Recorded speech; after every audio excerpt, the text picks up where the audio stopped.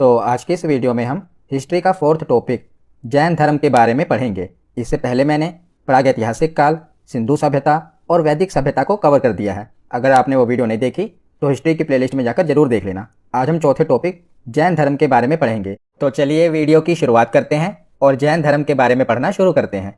तो जैन धर्म के संस्थापक एवं प्रथम तीर्थंकर कौन थे? ऋषभदेव थे। तो इन्हें जैन धर्म का प्रथम तीर्थंकर और संस्थापक माना जाता है, ऋषभदेव को। तो तीर्थंकर का मतलब क्या होता है? तो जो स्वयं तप के माध्यम से आत्मज्ञान प्राप्त करते हैं और जो संसार रूपी सागर से पार लगाने वाले तीर्थ की रचना करते हैं, उन्हें तीर्थंकर कहा जाता है। तो जैन धर्म में 24 तीर्थंकर हुए हैं। उनमें से जो सबसे पहले तीर्थंकर हैं, इनका नाम ऋषभदेव है। तो जैन धर्म में कितने तीर्थंकर हुए हैं? कुल 24 तीर्थंकर हुए हैं। तो क्या आपको 24 के 24 पढ़ने हैं? नहीं, आपको ये 3 याद रखने हैं। एक तो पहले जो जैन धर्म के संस्थापक हैं ऋषभदेव, जिनका प्रतीक चिन्ह कौन सा है? कई बार आपसे एग्जाम में प्रतीक चिन्ह पूछ लिया जाता है कि ऋषभदेव जी का प्रतीक चिन्ह कौन सा है, तो सांड, ये ऋषभदेव का प्रतीक चिन्ह है। और 23वें तीर्थंकर कौन थे? पार्श्वनाथ। पार्श्वनाथ जी का प्रतीक चिन्ह कौन सा है? सर्प का फन, यानी कि सांप का फन। और 24वें जिन्हें वास्तविक संस्थापक माना जाता है जैन धर्म का, वे थे महावीर स्वामी, और इनका प्रतीक चिन्ह कौन सा है? शेर। तो देखिए, कुल 24 तीर्थंकर हैं जैन धर्म में। हमें 3 याद रखने हैं, एक पहले, 23वें और 24वें। ये 3 आपको याद होने चाहिए और यही 3 एग्जाम में पूछे भी जाते हैं। पहले थे ऋषभदेव, 23वें हैं पार्श्वनाथ और 24वें हैं महावीर स्वामी। तो जो 23वें तीर्थंकर थे जैन धर्म के, ये पार्श्वनाथ थे और इन्होंने झारखंड के सम्मेद शिखर पर इन्हें ज्ञान की प्राप्ति हुई थी। कहां पर? झारखंड के सम्मेद शिखर पर। तो ये आपसे एग्जाम में पूछा गया है कि पार्श्वनाथ जी को कहां पर ज्ञान की प्राप्ति हुई थी? तो झारखंड में सम्मेद शिखर पर इन्हें ज्ञान की प्राप्ति हुई थी। और ज्ञान की प्राप्ति के बाद पार्श्वनाथ जी ने 4 नियम बताए थे, जिसे चतुरायन धर्म कहा जाता है। तो ये कौन कौन से नियम थे? पहला, हिंसा न करना। दूसरा, सदा सत्य बोलना। तीसरा, चोरी न करना। और चौथा, संपत्ति न रखना। तो ये चारों नियम बहुत ही इंपॉर्टेंट हैं, जो कि चतुरायन धर्म कहा गया, जिसे पार्श्वनाथ जी ने ज्ञान प्राप्ति के बाद दिया था। हिंसा न करना, सदा सत्य बोलना, चोरी न करना और संपत्ति न रखना। तो 23वें तीर्थंकर के बाद जो अगले तीर्थंकर हुए महावीर स्वामी, जैसा कि हमने पीछे पढ़ा, तो ये ऐसा नहीं है कि जैसे ही 23वें तीर्थंकर खत्म हुए तो तुरंत 24वें तीर्थंकर बना दिए गए। नहीं, पार्श्वनाथ के बाद जब अगले तीर्थंकर बने ना महावीर स्वामी, तो वो 250 वर्ष बाद बने थे। यानी कि जो पार्श्वनाथ जी हैं, ये महावीर स्वामी से लगभग 250 वर्ष पहले हुए थे। तो 250 वर्ष बाद महावीर स्वामी जैन धर्म के 24वें तीर्थंकर बने। बहुत फासला इनमें। अगर हम ऋषभदेव जी से देखें, जो कि जैन धर्म के पहले संस्थापक थे, और महावीर स्वामी, इनमें कई हजार सालों का फर्क है। मतलब कि बहुत से वर्षों का फर्क है इनमें। अगर हम 23वें तीर्थंकर में ही देख लें, तो 23वें तीर्थंकर के बाद जो 24वें तीर्थंकर बने, इनमें लगभग 250 वर्ष का फासला था। तो ऐसा नहीं है कि 23वें तीर्थंकर जब खत्म हुए तो 24वें तीर्थंकर बना दिए गए। ये मैंने इसलिए आपको बताया है। तो 23वें तीर्थंकर कौन थे? ये पार्श्वनाथ जी थे। उसके बाद आते हैं 24वें तीर्थंकर महावीर स्वामी पर। तो यही सबसे इंपॉर्टेंट है, महावीर स्वामी। तो ये जैन धर्म के 24वें और अंतिम तीर्थंकर महावीर स्वामी जी हैं, और इन्हें ही जैन धर्म का वास्तविक संस्थापक कहा जाता है। तो ये जैन धर्म के वास्तविक संस्थापक किसे कहा जाता है? महावीर स्वामी को। अगर आपसे पूछा जाए कि जैन धर्म के संस्थापक कौन है, तो वो ऋषभदेव हैं। अगर आपसे ये पूछा जाए कि जैन धर्म के वास्तविक संस्थापक कौन है, तो वास्तविक संस्थापक कहलाए महावीर स्वामी जी। तो पहले इनके सांसारिक जीवन के बारे में पढ़ लेते हैं। तो महावीर स्वामी जी का जन्म 540 ईसा पूर्व में कुंडग्राम, जो कि वैशाली में है, वहां पर हुआ था। तो देखिए, कई जगह पर आप पढ़ोगे कि जो महावीर स्वामी जी का जन्म हुआ है, ये 599 ईसा पूर्व हुआ है। तो कुछ धार्मिक किताबों में महावीर स्वामी जी का जन्म 599 ईसा पूर्व लिखा हुआ है। पर जो इतिहासकार हैं, इतिहासकारों का मानना है कि महावीर स्वामी जी का जन्म 540 ईसा पूर्व हुआ था। तो जो इतिहासकारों का मानना है और जो एनसीईआरटी में लिखा है, हम तो वही पढ़ेंगे, क्योंकि अगर एग्जाम में आएगा तो 540 ईसा पूर्व ही आएगा। क्योंकि इतिहासकारों का मानना है कि जो महावीर स्वामी जी का जन्म हुआ था, ये 540 ईसा पूर्व में कुंडग्राम में हुआ था। तो महावीर स्वामी जी के पिता का नाम क्या था? सिद्धार्थ। तो जो सिद्धार्थ थे, यानी कि महावीर स्वामी जी के पिता थे, ये कुंडग्राम के ज्ञात्रिक वंश के राजा थे। कौन से वंश के राजा थे? ज्ञात्रिक वंश के राजा थे। महावीर स्वामी जी की माता का नाम था त्रिशला। इनके बड़े भाई थे, उनका नाम था नंदीवर्धन। और महावीर स्वामी जी की पत्नी का नाम था यशोदा। याद रखिएगा, क्या नाम था? यशोदा। इनकी एक पुत्री हुई, पुत्री का नाम था प्रियदर्शनी। और इनका जो दामाद है, यानी कि इनकी पुत्री का जो पति है, उसका नाम था जमाली। तो ये आपको याद होना चाहिए, क्योंकि सीधा ही वन लाइनर पूछा जाएगा कि महावीर स्वामी के पिता का नाम क्या था, पत्नी का नाम क्या था, तो याद होना चाहिए। एक बार रिवीजन कर लेते हैं। पिता का नाम था सिद्धार्थ, माता का नाम था त्रिशला, भाई का नाम था नंदीवर्धन, पत्नी का नाम था यशोदा, पुत्री का नाम था प्रियदर्शनी और दामाद का नाम था जमाली। और जो महावीर स्वामी थे, इनके बचपन का नाम क्या था? तो इनके बचपन का नाम था वर्धमान। क्या नाम था? वर्धमान। ये भी एग्जाम में पूछा गया है कि महावीर स्वामी के बचपन का नाम क्या था। जब इनको ज्ञान की प्राप्ति हुई थी ना, आत्मज्ञान की प्राप्ति हुई थी, उसके बाद इनका नाम महावीर पड़ा था। उससे पहले इन्हें वर्धमान इनका नाम था। जब इन्हें ज्ञान की प्राप्ति हो गई तो इन्हें महावीर कहा जाने लगा। पहले इनका नाम था वर्धमान। तो बचपन का नाम क्या था? वर्धमान। तो सांसारिक जीवन हमने पढ़ लिया। अब हम आते हैं महावीर स्वामी के आध्यात्मिक जीवन पर। तो महावीर स्वामी ने 30 वर्ष की उम्र में माता पिता की मृत्यु के पश्चात अपने बड़े भाई नंदीवर्धन से अनुमति लेकर संन्यास जीवन को स्वीकारा था। इन्होंने अपने बड़े भाई नंदीवर्धन से आगे ली और संन्यास जीवन को स्वीकार लिया और 12 वर्षों की कठिन तपस्या के बाद महावीर स्वामी जी को ऋजुपालिका नदी के तट पर और साल वृक्ष के नीचे तपस्या करने के बाद ज्ञान की प्राप्ति हुई। और जो ये ज्ञान की प्राप्ति हुई इसे कैवल्य कहा गया। तो जैन धर्म में जो ज्ञान की प्राप्ति होती है उसे क्या कहा जाता है? कैवल्य कहा जाता है। याद रखिएगा। तो इसकी एक एक लाइन इंपॉर्टेंट है। 12 वर्षों की कठिन तपस्या के बाद महावीर स्वामी जी को ज्ञान की प्राप्ति हुई थी और ऋजुपालिका नदी के तट पर, नदी आपसे पूछी जाएगी कौन सी है? ऋजुपालिका नदी। और अगर वृक्ष पूछा जाए तो वृक्ष कौन सा है? साल वृक्ष। ऋजुपालिका नदी के तट पर और साल वृक्ष के नीचे महावीर स्वामी जी को ज्ञान की यानी कि कैवल्य की प्राप्ति हुई। और जब इन्हें ज्ञान की प्राप्ति हुई तो इसी समय से महावीर स्वामी को अरहत यानी कि पूज्य, निर्ग्रंथ यानी कि बंधनहीन और जिन यानी कि विजेता कहलाए और महावीर स्वामी जी के अनुयायी जैन कहलाए। तो महावीर स्वामी जी ने जो अपने उपदेश दिए उसके बाद वो सभी प्राकृत भाषा में दिए। कौन सी भाषा में दिए? प्राकृत भाषा में दिए। और इन्होंने अपना पहला उपदेश राजगीर में दिया जिसे राजगृह भी कहते हैं और अंतिम उपदेश पावापुरी में दिया। और जो महावीर स्वामी के प्रथम भिक्षु बने उनका दामाद, हमने पीछे पढ़ा था जमाली, उनके दामाद के बारे में। तो महावीर स्वामी जी का पहला भिक्षु कौन बना? इन्हीं का दामाद जमाली बना। याद रखिएगा। उसके बाद देखते हैं कि जब महावीर स्वामी जी को ज्ञान की प्राप्ति हो गई यानी कि कैवल्य की प्राप्ति हो गई तो इन्होंने कुल 5 नियम बताए जिसे पंचायन धर्म कहा गया। हमने पीछे पढ़ा था कि जब पार्श्वनाथ जी को ज्ञान की प्राप्ति हुई थी तो उन्होंने 4 धर्म बताए थे जिसे चतुरायन कहा गया। उसी में इन्होंने एक और ऐड कर दिया, ब्रह्मचर्य। बाकी के 4 नियम वही है, बस एक और ऐड कर दिया गया, ब्रह्मचर्य। पहला हिंसा न करना, दूसरा है सदा सत्य बोलना, तीसरा है चोरी न करना और चौथा है संपत्ति न रखना। ये तो हमने पीछे भी पढ़ा, पर इसमें एक और ऐड कर दिया गया, ब्रह्मचर्य। तो ये 5 नियम महावीर स्वामी जी ने बताए और महावीर स्वामी जी ने त्रिरत्न दिए जिसे कहा गया सम्यक दर्शन, सम्यक ज्ञान और सम्यक आचरण। तो ये त्रिरत्न महावीर स्वामी जी ने दिए हैं। ये आपसे एग्जाम में पूछे गए हैं। सम्यक यानी कि प्योर। तो अगर मैं आपको बताऊं सम्यक दर्शन में क्या है, तो सम्यक दर्शन में इन्होंने बताया कि जितने भी जैन तीर्थंकर हैं इनके द्वारा बताए गए सभी मार्गों को आपको पूर्ण विश्वास करना है और उनके रास्तों पर चलना है।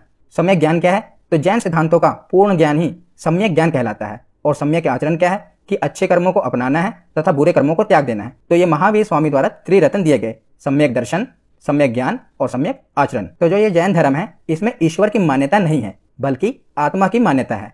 इसीलिए महावीर स्वामी ने मूर्ति पूजा और कर्म कांड का विरोध किया। महावीर स्वामी ने पुनर्जन्म को माना है और पुनर्जन्म का सबसे बड़ा कारण आत्मा को माना है। याद रखिएगा। तो इसी के बाद 72 वर्ष की आयु में महावीर स्वामी जी की मृत्यु, जिसे निर्वाण कहा गया, 468 ईसा पूर्व बिहार राज्य के पावापुरी में हो गई। कहां पर? पावापुरी में इनकी मृत्यु हुई है जिसे निर्वाण कहा गया 468 ईसा पूर्व। तो महावीर स्वामी जी के निर्वाण के बाद इनके 2 प्रमुख अनुयायी हुए, एक स्थूलभद्र और दूसरे भद्रबाहु। तो जिन्होंने स्थूलभद्र से शिक्षा ग्रहण की उनके अनुयायी कहलाए श्वेतांबर और भद्रबाहु से जिन्होंने शिक्षा ग्रहण की उनके अनुयायी कहलाए दिगंबर। तो श्वेतांबर यानी कि इन्होंने श्वेत वस्त्र धारण किया तो श्वेत वस्त्र धारण करने वाले श्वेतांबर कहलाए और दिगंबर यानी कि नग्न रहते हैं तो नग्न रहने वाले दिगंबर कहलाए। तो जो स्थूलभद्र के अनुयायी हैं ये श्वेतांबर हैं और भद्रबाहु के अनुयायी हैं ये दिगंबर हैं। इनके बीच में जो डिफरेंस है अभी मैं आगे आपको बताऊंगा। बस अभी आप इतना जान लीजिए कि महावीर स्वामी जी के निर्वाण के बाद उनके 2 प्रमुख अनुयायी थे, स्थूलभद्र और भद्रबाहु। जो इनके आगे शिष्य हुए, एक के श्वेतांबर कहलाए और दूसरे के दिगंबर कहलाए। तो आगे देखते हैं। तो अभी हमने पीछे पढ़ा स्थूलभद्र और भद्रबाहु के बारे में। तो स्थूलभद्र और भद्रबाहु ये दोनों ही मगध महाजनपद में आगे अपना प्रचार प्रसार कर रहे थे जैन धर्म के बारे में। तो महाजनपद वाली वीडियो में हम महाजनपदों के बारे में पढ़ेंगे। अभी आप बस इतना जान लीजिए कि मगध महाजनपद में ये दोनों अपना आगे प्रचार प्रसार कर रहे थे।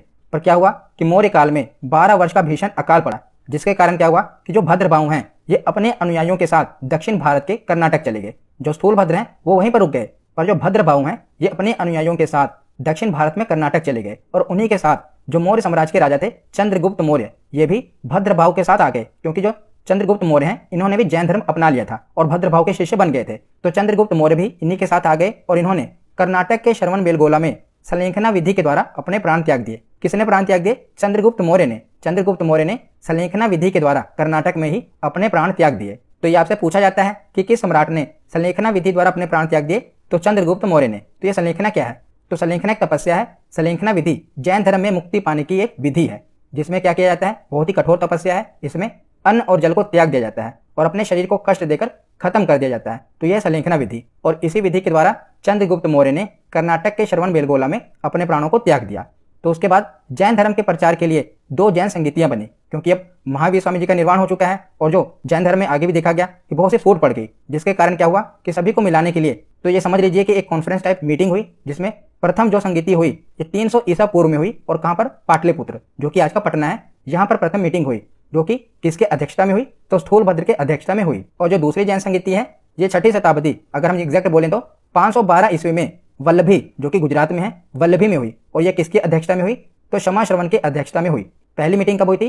300 ईसा पूर्व, और दूसरी 6ठी शताब्दी में। यानी कि अगर हम 6ठी शताब्दी देखें तो लगभग 900 वर्षों का टाइम लग गया। इसीलिए जो जैन धर्म का प्रचार प्रसार था इतना नहीं हो पाया। देख ही रहे हैं, आपकी पहली जो संगति हुई ये 300 ईसा पूर्व हुई थी, और दूसरी 6ठी शताब्दी में। अगर हम 6ठी शताब्दी माने 300 ईसा पूर्व तो 300 पीछे वो हो गया, 600 यहाँ पर, 900 वर्ष लग गए दूसरी जैन संगति होने में। इसीलिए जैन धर्म का इतना प्रचार प्रसार नहीं हो पाया। और जैन धर्म के कुछ राजाओं की बात करें तो कौन कौन से राजा हैं? एक है उदयन, वंद राजा, चंद्रगुप्त मौर्य, हमने पीछे पढ़ा ही अभी, जिन्होंने संलेखना विधि द्वारा अपने प्रांत त्याग दिए, जिन्होंने भी जैन धर्म को अपना लिया था। तो ये भी चंद्रगुप्त मौर्य भी थे जैन धर्म के। कलिंग नरेश खारवेल, राष्ट्रकूट राजा अमोघवर्ष और चंदेल शासक, ये कुछ प्रमुख अनुयायी हैं जो कि जैन धर्म के प्रमुख राजा हैं, इसलिए इंपॉर्टेंट है, याद रखिएगा। तो आगे अब हम श्वेतांबर और दिगंबर में अंतर देख लेते हैं।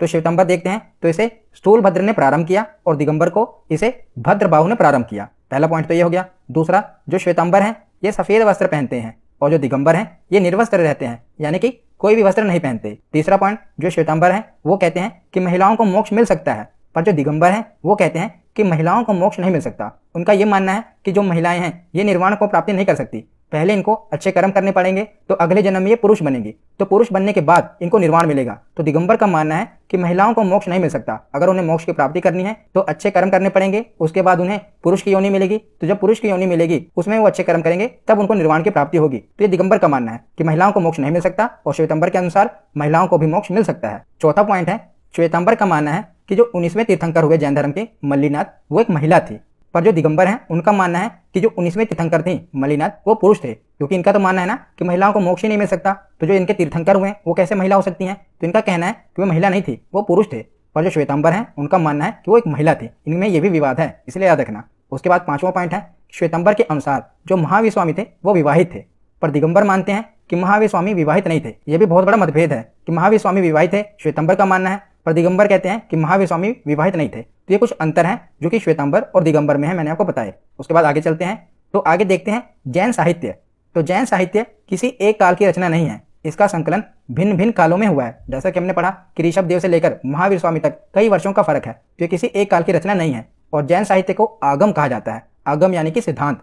तो जैन साहित्य कौन कौन से हैं? तो देखिए, जैसे हमने वैदिक सभ्यता में देखे थे ना, वेद, उपनिषद, पुराण, उसी प्रकार जैन साहित्य हैं। कौन कौन से? 12 अंग हैं, 12 उपांग हैं, 10 प्रकीर्ण हैं, 6 छेद सूत्र हैं और 4 मंगल सूत्र हैं। ये इनके साहित्य हैं। तो आपसे ऐसे पूछा जा सकता है कि जैन धर्म में कितने अंग हैं या जैन धर्म में कितने छेद सूत्र हैं? तो 12 अंग, 12 उपांग, 10 प्रकीर्ण, 6 छेद सूत्र और 4 मंगल सूत्र, ये जैन धर्म के साहित्य हैं। नंबर आपको याद होने चाहिए। उसके बाद आगे देखते हैं प्रमुख जैन मंदिर। तो मौर्य काल में मथुरा जैन धर्म का प्रमुख केंद्र था। मौर्य काल की बात हो रही है, उस समय मथुरा जैन धर्म का प्रमुख केंद्र था, और मथुरा की कला का जो संबंध है ये जैन धर्म से है।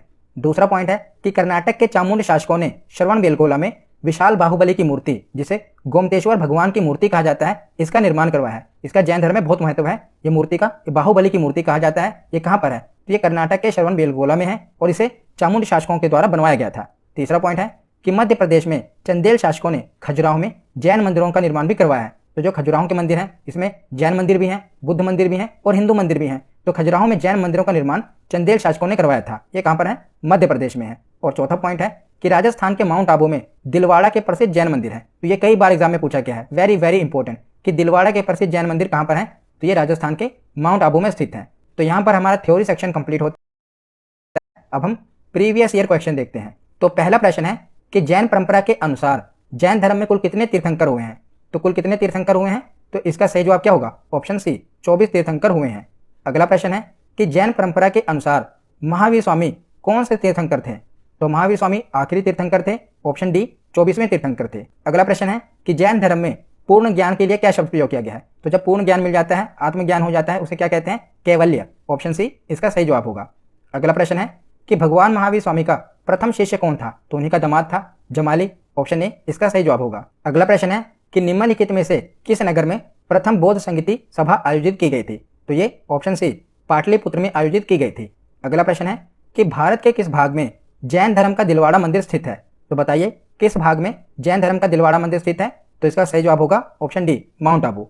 अगला प्रश्न है कि महावीर स्वामी जी का जन्म कहाँ हुआ था? तो महावीर स्वामी जी का जन्म कुंडग्राम में हुआ था। ऑप्शन ए इसका सही जवाब है। अगला प्रश्न है कि जियो और जीने दो, ये किसने कहा? तो ये भी महावीर स्वामी जी के वाक्य हैं, जियो और जीने दो। अगला प्रश्न है कि श्रवणबेलगोला ये कहाँ पर स्थित है? तो यहीं पर चंद्रगुप्त मौर्य ने संलेखना विधि द्वारा अपने प्राण त्यागे थे और यहीं पर भगवान गोमतेश्वर की मूर्ति है। तो ये कहाँ पर है? कर्नाटक में है। ऑप्शन ए इसका सही जवाब होगा।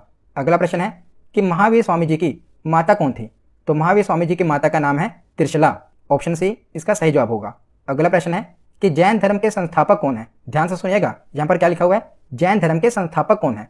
तो ये है ऋषभदेव। ऑप्शन डी इसका सही जवाब होगा। अगर यह प्रश्न होता कि जैन धर्म के वास्तविक संस्थापक कौन थे, तो वो है महावीर स्वामी। और अगर पूछा जाए कि जैन धर्म के संस्थापक कौन थे, तो वो पहले तीर्थंकर होंगे ऋषभदेव। ऑप्शन डी इसका सही जवाब है। अगला प्रश्न है ज्ञान प्राप्ति से पूर्व महावीर जी का नाम क्या था? तो ज्ञान प्राप्ति से पूर्व इनका नाम था वर्धमान, और जब इनको ज्ञान की प्राप्ति हुई तो इनका नाम पड़ गया महावीर। पहले क्या था? वर्धमान। तो ऑप्शन सी इसका सही जवाब होगा। तो आज की ये वीडियो यहीं पर खत्म होती है। कैसी लगी ये वीडियो कमेंट